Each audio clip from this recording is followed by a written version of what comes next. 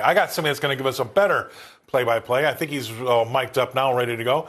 Mr. Ted Thatcher coming to us all the way from sunny California. Ted, thanks for being on the show, brother. Really appreciate it. Thanks for being on. He's the founder of Bright Lake Wealth Management out in Redding, California. I happen to know where Redding is. Great place. Thanks for coming on. Yeah, just your general overall view. I mean, obviously everybody's talking about the debt. And I'll just tell you this.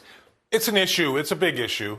But nothing's really changed from 3 or 4 months ago. They weren't talking about it then, and they're probably going to stop talking about it in 3 or 4 weeks once everybody digests the $40 trillion number. It's all of a sudden the $40 trillion has lit everybody's hair on fire. But slowly but surely, I think that wanes, and we'll get back to the business as usual, which is not great, but I'm just thinking that's what's going to be the case.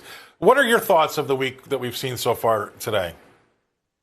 Yeah, when it comes to yields, Scott, I think you're absolutely right. The $40 trillion number, when you look at the amount of interest that we're paying on this on a month-to-month basis and on an annual basis as a country, it's hard as an investor and as an American not to look at that and start to get a little bit concerned.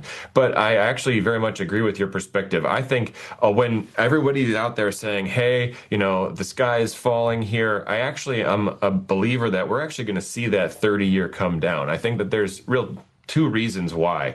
One, once we do get past the war in Iran and we can get energy prices to start coming down, the credit markets and the bond markets broadly, I think, will start to price in less and less risk into the marketplace.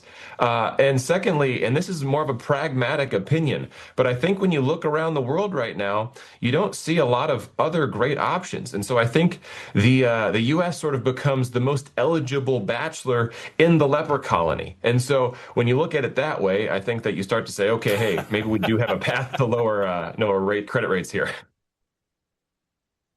Right. As my mother said, you got to kiss a few frogs before you find your prince. Maybe they'll get done kissing those frogs and finally come our way. And then, okay, obviously, I agree with you. I think we're going to get these yields down. And also, I do believe that we've got a lot of people with their hair on fire just because we've seen the headlines, 40 trillion. The last thing I'll say is that, we aren't going to really see a real big concerted effort, I think, from Washington to stop spending. So real quick, in 20 seconds, give us what you think that they should do. Because if you say, I'll just get Congress to stop spending, that ain't happening. What say you?